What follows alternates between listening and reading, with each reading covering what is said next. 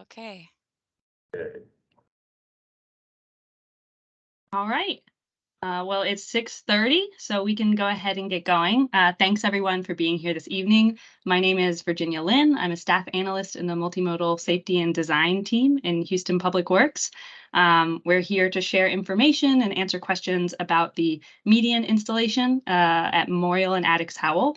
We're aware that there are other projects in the area that you have concerns about, and unfortunately, we won't have the answers to those questions at this meeting, but specifically the median construction at Memorial and Addicks Howell is what we're going to be having information on. So I'm going to hand it off to Ian Lavacek, a managing engineer in multimodal safety and design, to share the details about this safety improvement. Thank you, Virginia. Happy to be here and welcome everybody tonight. Thank you for making time to come out and learn about this project in your neighborhood.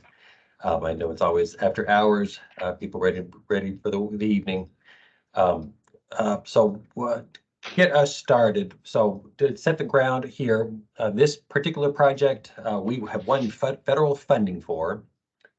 Make sure everybody can hear me. We have won federal funding for. It is fully funded. We have completed designs, and we will be moving forward with this project very shortly. So the intention of this meeting is, and we've been working to get out here to spread the news. We want to make everybody, as many people, aware that this is happening. So if y'all see construction barrels out there, y'all know what's going on. So I'll talk a little bit about what it is, and then we'll open it up to questions. So I think if you're here tonight, you're probably from the area. So we're talking about this particular intersection, Memorial at Addicks Howell, just east of Highway 6. And a couple of existing conditions, photos. And I still see a couple people trickling in. So maybe I'll work to go a little slow here. We do only have 30 minutes here, so I want to get through the presentation so we'll have time for questions. The existing conditions, I think everybody is aware, we've got stop signs on Addicks Howell going northbound, southbound. Memorial Drive is a 5-lane roadway without any stop signs. However, it does have a signal down at Highway 6. We currently have open ditches. We received some questions about the ditches along here. So yes, it is an open ditch drainage roadway, an intersection. Like a lot of our intersections and roads downtown are in town. We do use open ditches as one of our standard drainage tools, and they do work pretty well, although they do require some maintenance, and we acknowledge that. So looking above, overhead, yeah, again, that wide Memorial Drive, 5 lanes. We've received a number of requests over the years for safety improvements at this intersection. We received traffic. I appreciate all those requests that come in through 311. That is our main way of communicating with people with concerns in their community. So always, please feel free to use 311, either at the website. You can also use the app SeeClickFix. I'll get some more information at the end about all of that. That's what put all of this on our radar in the first place. So when we were looking at signalization options a couple of years ago, we found that there actually was a crash problem here, but the intersection traffic volumes didn't satisfy the warrants that we must follow based on federal, state, and local law for a traffic signal. But because we did see a crash problem, we wanted to make sure that the intersection was working safely for the communities.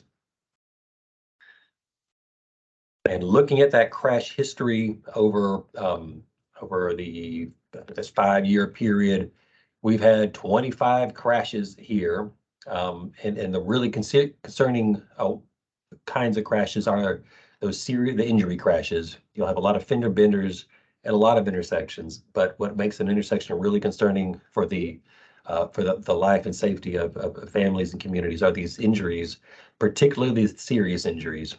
And basically, whenever we find an intersection with one or more serious injuries, that becomes a very concerning intersection, just because that level of crash is very severe. And in fact, from a monetary standpoint, when different agencies are trying to prioritize where to spend safety improvements, serious injuries like this are counted basically as fatalities, because it's a toss-up. A serious injury could have easily resulted in a fatality. So those are bad news, and really something that we feel compelled to bring some safety improvements to fix. And so what we found was that, and when we do these crash analyses, we always want to be very specific about minimizing other impacts to communities. We want to fix the safety problem without necessarily causing any additional unforeseen problems to communities. So we got a lot of traffic data before we made any kind of design arrangements. We looked at traffic volumes throughout the days, the weeks. We looked at traffic trends over years, and we looked at them in relation to crashes. And what we were finding is that a lot of the crashes were actually happening from the northbound coming up from Addicks Howell, and making the movements either turn left onto Memorial or go through through across Memorial. And also the southbound through movement as well. So there were only a very few movements that were having crash problems related to those serious injuries. And meanwhile, we also looked at the traffic flows for the whole community. All of these things led to what we are really settled on. And I realize I do have a slide in a second that talks about that a little bit more. Maybe I'll go to that and come back to this one, because what we wanted to show is the major movements that we are still providing. And we knew that the neighborhood north of the intersection, this is one of the few entry points in and out of the neighborhood. So we knew we needed to make those movements accessible and safe. And they weren't necessarily the movements that were causing crash problems anyway. Meanwhile, Addicks Howell on the south only connects down to Highway 6. It really doesn't provide any regional connectivity benefits. So we did not see the need to provide full access to the south. On the south side, it'll be a right turn in, right turn out movement. People will still be able to access it, but they'll be able to do it in much safer ways. So if I go back to that other slide, I just wanted to call out some of the features of what we're doing here. Basically, all we're doing is installing the central, down here on the right, our central channelization curb. Basically just curb that we're going to use steel to dowel into the road to give it a really good structural integrity that'll guide drivers to the safe movements, and will basically restrict the movements that we have through our analyses determined are not able to be made safe currently. We have the additional channelization at the intersections and then leading up to it, so that drivers have that the advanced warning of what's coming and can choose their lanes before they have to make a decision. And just as we were out here, we wanted to make further improvements wherever we could. So we looked at the possibility, and we found that we could actually we could improve the sidewalks on the north side, where there's currently sidewalks already, but we were able to widen those a little bit. On the south side, there aren't currently any ramps there at all. But through some constructive engineering, we were able to make sure the drainage worked and actually add a place that people can walk up here. And that's important, because I believe we have a bus stop, at least on the north side. So people are going to be crossing using this. And we're also introducing a median refuge and crosswalk for pedestrians. So I always look for opportunities to fix crash problems and address other issues as well at the same time. Let me skip this one. And then the timeline is this is a relatively small project in our toolbox. We think it's going to bring a lot of benefit for a relatively small amount of money. So we've been able to move pretty fast with it. We did submit it to our Texas Department of Transportation, which oversees the HSIP program, which is the Federal Highway Safety Improvement Program, which is a federally funded pot of money for safety improvements that have to meet very specific kinds of metrics. You have to show that you have to prove to the state that the safety improvement you are recommending will address the crash problems that are present. And we were able to make that case to the state. They awarded us nearly $90,000, $86,000. Again, this is not that high of a cost project. It's a lot of bang for the buck. It gets us a lot of safety for not much money. We are actually, I think we are, we're finalizing permits. We're working with TxDOT, Texas Department of Transportation. They will be the ones actually with the crews out there constructing this. They're the local recipients of the state money, and they will do that construction for us. And so they are looking at getting that started very soon. So I think we had late summer. I would say probably in about 3 months, 2 to 3 months, you'll start seeing crews out there. And because this is such a small project, it should only take about 3 to 6 months before all the crews are out, barrels are gone, and it's up and fully functional. During the construction time, all access will be maintained. They'll watch out for the barrels. There will be construction signage, just like any construction site around town, but we don't expect it to have any major impacts. And I'd like to point everybody, depending on how you found out about the meeting, you might have used our Engage Houston website. We have an Engage Houston site here. You can go to it directly, that is dedicated to this project. We will keep that updated with any relevant information that we think is important to share. You can also call me and the Safe Streets team at the number on the screen, that 832-395-3277, and our email, safestreets@houstontx.gov. And that's all we have for this particular presentation. Maybe I'll leave it on this other page. You can have this. But we'd be happy to take questions from anybody here.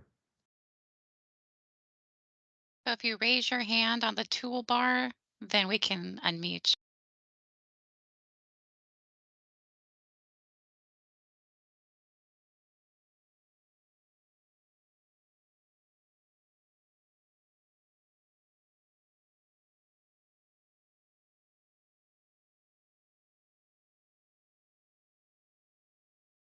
Janice, I see your hand raised. It looked like you might be able to unmute now, I believe.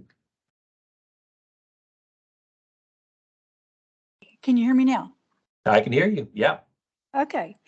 I sent you an email recently talking about how those concrete dividers are attacked on a regular basis with heavy vehicles, 18-wheelers, trucks with lawn mowers traveling behind them, those kinds of things. If you look at Eldridge and Memorial, the intersection, you guys did a beautiful job of designing and implementing an amazing intersection there. Now there's a median on Memorial Drive going east at Eldridge.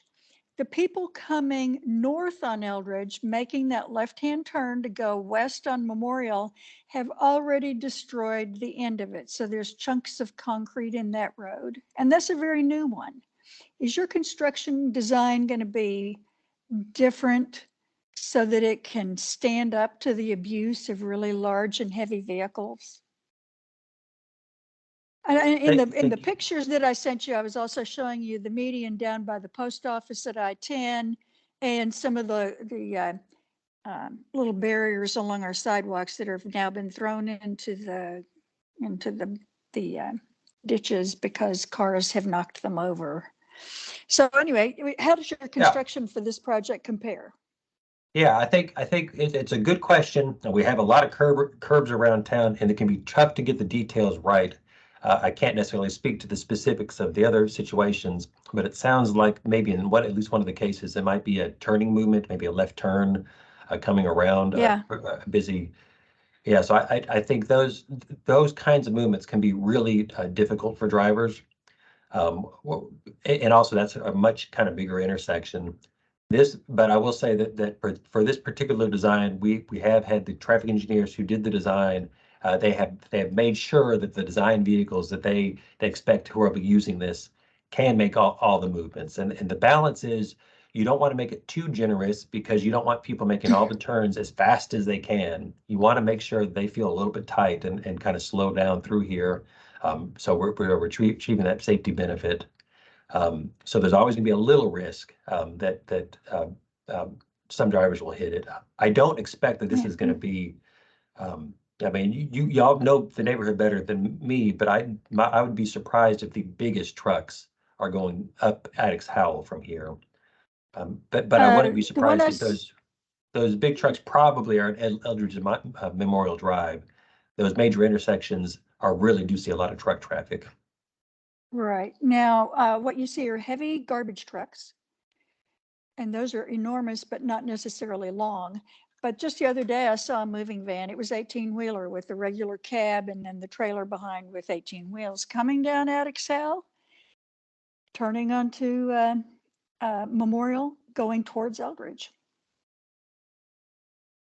Well, I So think a it's not typical, uncommon. It's not frequent, but it's not uncommon. yeah, I hear you. There's going to be, it all depends on how many and how fast. All the curb, like I said, has steel that is basically holding it into the pavement. If it's done well and done right, I can't necessarily speak to the other situations, but that is kind of our standard way of doing this. And that can take a lot of abuse. And I So think, if it doesn't, and we end up with chunks, are you going to recommend that we, for our action, call 311 to report it? And will it be fixed, or is it not in the budget to be fixed or removed? I mean, if cars are going to start avoiding chunks of concrete, they're going to create accidents like that. You know, if a piece, because the one down by the post office, people keep moving it to put it back where it's supposed to be, and then another truck comes and kicks it out into a drive lane. So who's going to do the maintenance?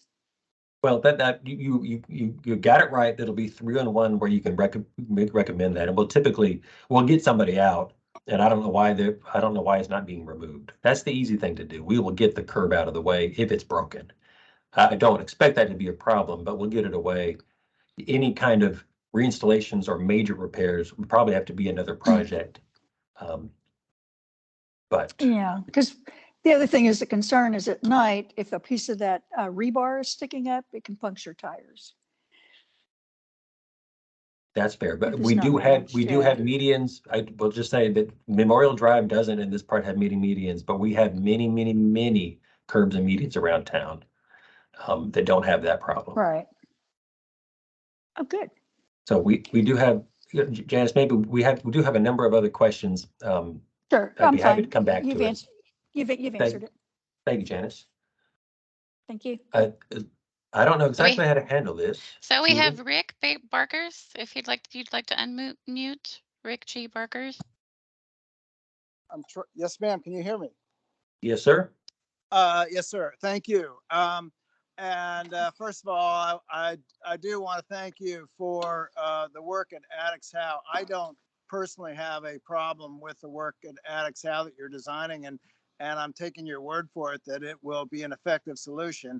And my concern, though, is that we've got two large apartment complexes, as you may know, that are being built, one at the Addicks Howell Memorial intersection area, and another one about a third to a half a mile east on Memorial, that to my reckoning is going to add about 700 units and considerable traffic load. And all I'm seeing in terms of addressing all that new traffic load is this project that you're putting in front of us tonight. Isn't there more on the horizon, or is this all that's going to be done to deal with all this added traffic load? Ian, do you mind if I jump in? Sure. Hey, Rick, I don't know if you heard at the beginning of the meeting, but we kind of set the stage a little bit in how this was a safety improvement due to a crash problem at this intersection. And we don't have the information about any roadway improvement projects or roadway related items related to those apartment construction.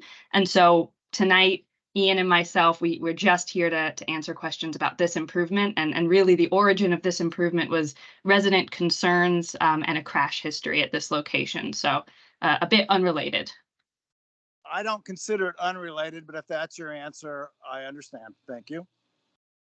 I might be able to give a little bit of an answer there. I think Virginia is right, but from the just because I know there is a lot of concern about the generated traffic, kind of my traffic engineering take is the way that we typically will look through that is from our traffic impact analysis process. It has room for improvement. I won't deny it, but we do have a process in place to look at those impacts, and we have coordinated with those projects and this one. And so as far as I know, the traffic impact analysis, or we call them TIAs, didn't make any. They did traffic analysis. They looked at what the growth projections would be, and ultimately they factored in this improvement into their analyses. And by their metrics, it didn't look like any further improvements were needed at this time. But that doesn't mean in the future more won't be needed, and we would be more than happy to look at that time.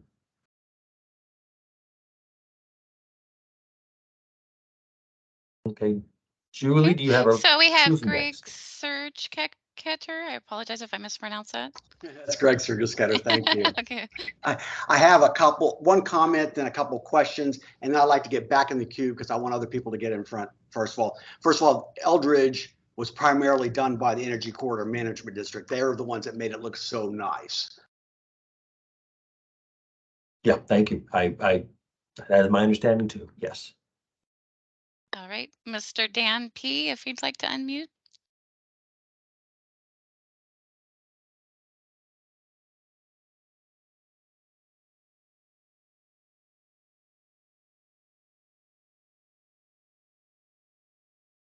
Dan, we can't hear you yet.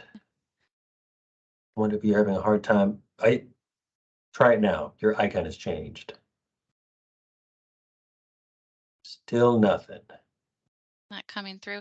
Okay, in the meantime, we can take Mr. Stephen Wormald, if you'd like to unmute in the meantime.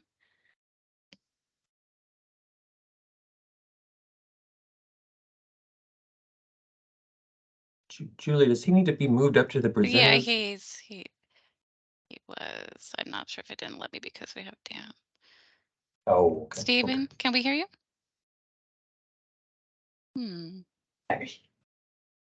There we go. We hear someone. Stephen? All right, we're gonna go next to Aubrey, so we're not missing any time here. Miss Aubrey, would you like to unmute?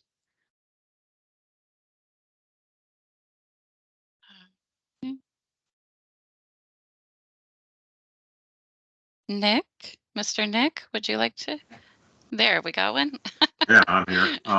Thank you, sir. My question, I guess, goes to this stretch of Memorial is asphalt, and you're going to anchor concrete curbs and diverters into asphalt with rebar, or is there some other surface that's going to be more compatible with the concrete curbs and rebar that's going to keep them in place better?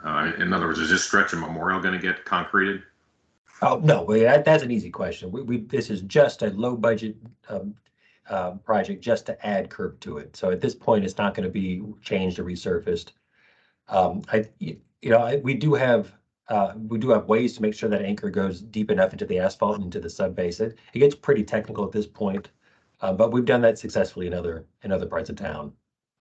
Thank you. You're welcome. Thank you.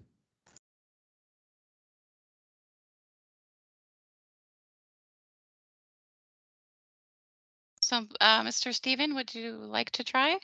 I'll give it a go. Can you hear me? You There sure you can. go. Okay. Ian, the crosswalk you have going northbound from Memorial or across Memorial, how confident are you that that's going to be a safe situation with no light for children going northbound to Wolf or anybody walking up northbound on Addicks Howell, crossing 5 lanes of traffic?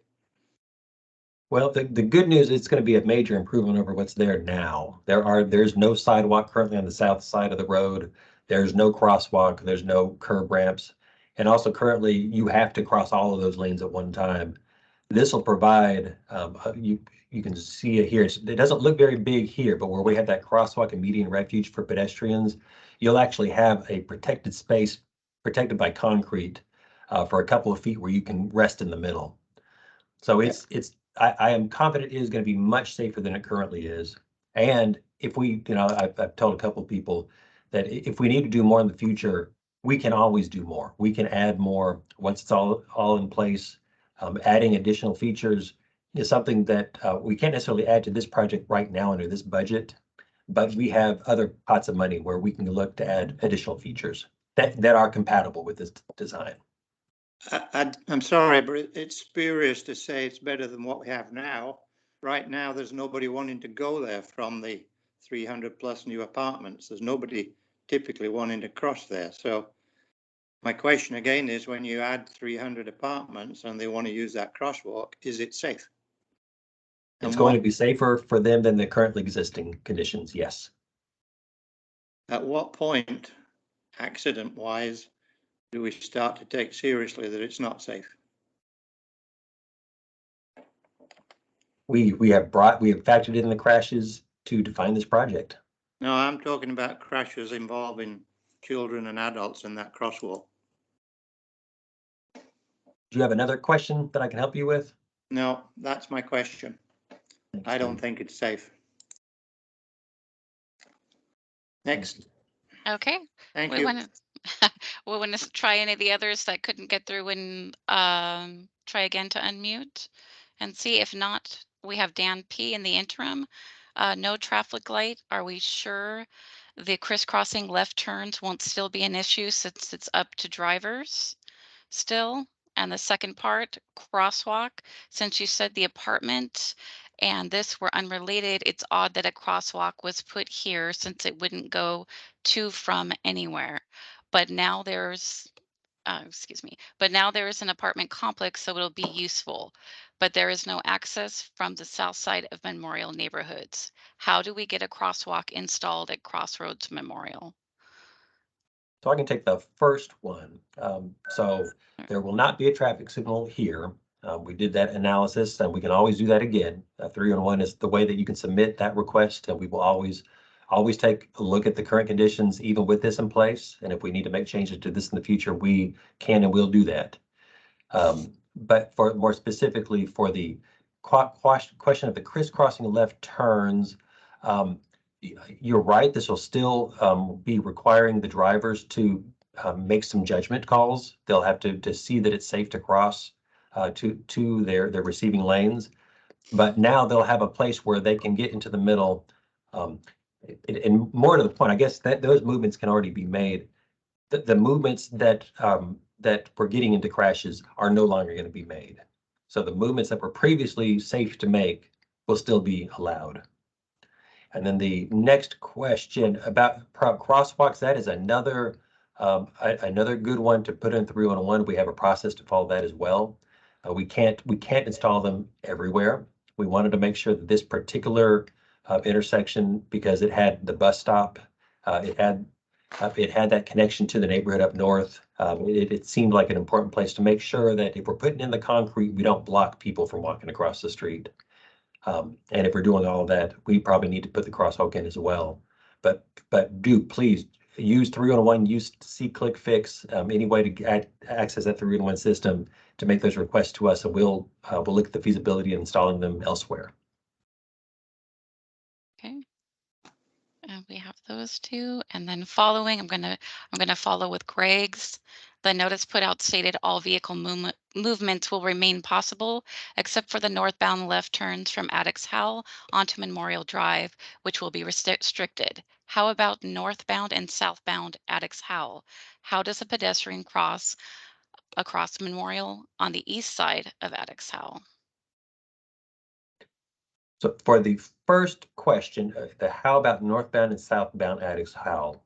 So no through movements will exist anymore. So you cannot proceed through on Addicks Howell, either north or south. That didn't seem like movements that many people were currently doing, and it definitely wasn't one they were doing safely. So those will have to be accessed from Highway 6. But there will be a left turn from the north side. So if you're heading from the north part heading south, you will still be able to access that left turn. You'll just have to slot yourself into the curbs, and it should be.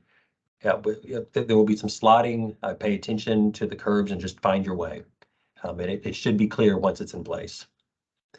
The pedestrians will not be able to cross on the east side. That was they'll have to, if they're on the east side, they'll have to cross Addicks Howell and then use the pedestrian refuge on the left side of the intersection. He's also continued on the current existing condition. Slides are month olds. Did you coordinate with ECMD as they have a $250,000 grant to look at the area? Your notice is wrong and needs to be resent to be valid. Energy Corridor Management District is aware of the project, yes. But I think all of our existing conditions, as they regard the specifics of the project, are still valid. I think there was another, I do see another question from Stephanie. What about a pedestrian Yes. signal? A signal that a pedestrian can push so the drivers know that there's a pedestrian in the crosswalk. That's again that's a much more expensive kind of treatment. And it is also compatible with this arrangement. So if we find in the future that the median refuge is not sufficient and that people still don't feel safe crossing the street, that can be added in the future if funding is identified and still be compatible with this design.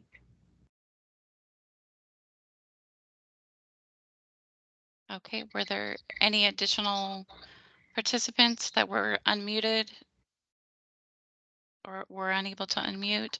Mr. Gregg also continued on.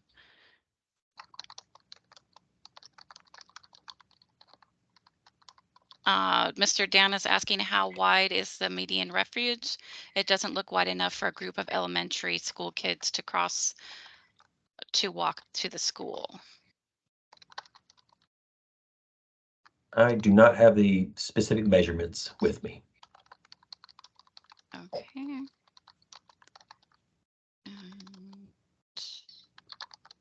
Stephanie asks, in all likelihood, once those apartments are populated, you will have elementary school children from the apartments going to Wolf Elementary. Yep, that is a possibility. We don't have, I'm not sure how many children will actually be going to that, who live in that apartment will be going to the school. But I think it is fair to say that we'd much rather have them have a median refuge with a marked crosswalk than what's currently out there. So again, I think this is a vast improvement over what is there currently. And if we need to do more in the future, we will. Okay. So a pedestrian question that's a pedestrian will have to go across 3 sidewalks instead of just 1.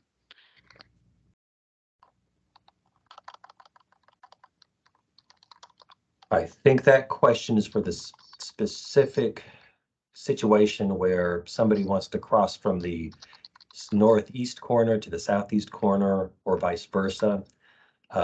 Those people would have to cross the very short crosswalk along the 2 legs of Addicks Howell, and then they would have to cross the one longer one on Memorial. That's correct.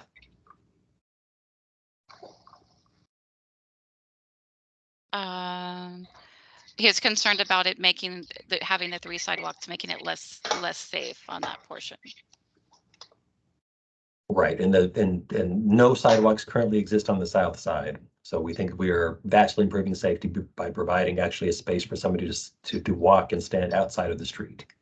So even though they will still have to cross for that very specific situation, 2 small crossings of Addicks Howell, the Memorial Drive, we feel like that is much safer than it currently is. Miss Janice asks, we have a bus stop on the south side of Memorial with no sidewalk. We need a sidewalk to access that stop near Bayou River. I don't know exactly where that is. We are building the sidewalks you can see in the picture. If I need to highlight them any better, if there's additional sidewalks you need, we do have a couple of sidewalk programs, although their funding is limited. We do have, and we can help y'all make that request. We have one that can install sidewalks around schools, so it might qualify for that bucket. We have another bucket that can install sidewalks on major thoroughfares, so I think that might qualify for here too. So we might have a couple opportunities if there's sidewalks outside of this particular intersection that need to be built. There are other channels that we can help you with that. And I see that Virginia has shared in the chat a link to our sidewalk program. Yeah, I would also just like to take a moment to mention that it is 7:05. So I'm just going to flag that this was a 6:30 to 7 meeting. So I know we've got a couple comments and questions to wrap up, but just flagging that. It looks like we have 2 more. I'll look at those quickly. Mr. Ken, does the concrete median extend to Highway 6.15 on the diagram? No, it doesn't go all the way to Highway 6. We really tried to constrain it just to where we're having the crash problem. Going to Highway 6 would have required perhaps further coordination with TxDOT, and it would not have really been addressing our crash problem. So we wanted to make sure that we were spending money where people were getting hurt. We have who would evaluate installing a pedestrian bridge instead of a crosswalk? That would have a pedestrian bridge. We're talking, this is an $80,000 project. At that point, you're talking millions of dollars. That would have to be a major grant project. That would have to be led almost by a multi-agency kind of visioning. I think that would almost have to be presented to a council member or a mayor to build their support.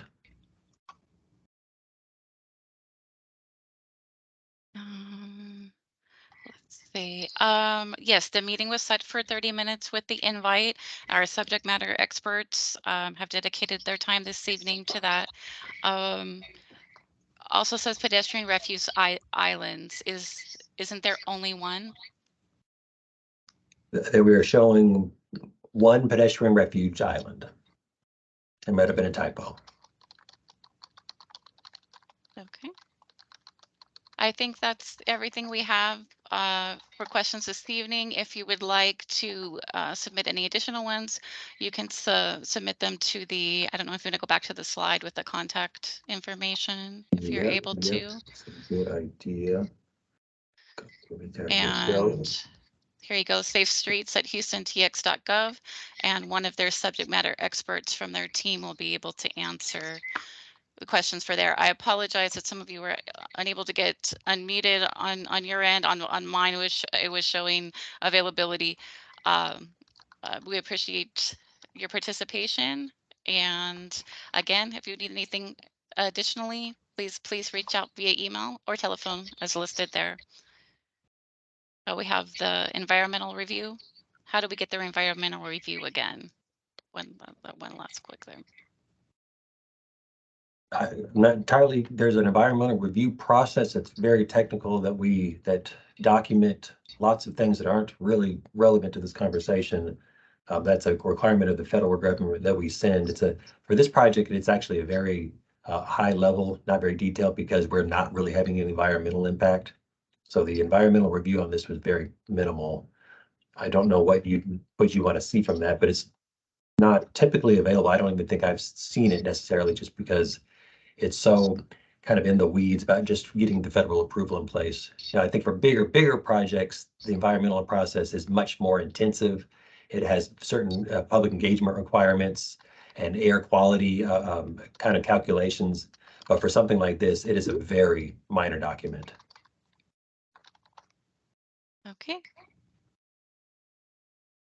Is that a question that you could respond to Mr. Rains, perhaps, and he could get that back to there?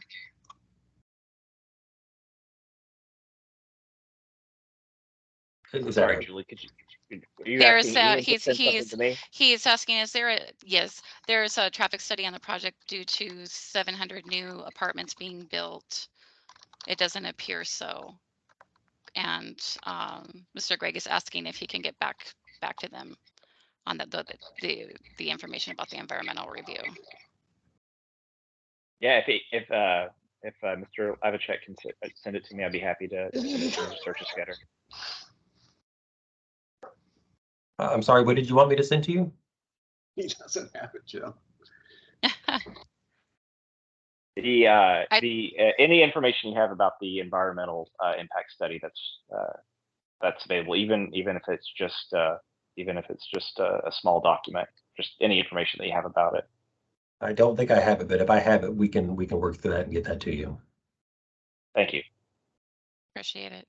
Thank you everyone for your participation. We're going to close out now. The recording will be available most likely tomorrow, and I'll make sure Mr. Rains has a copy of that as well. Thank you, Julie. Thank you. Thank you, everybody. Appreciate your time. Thank you, Ian.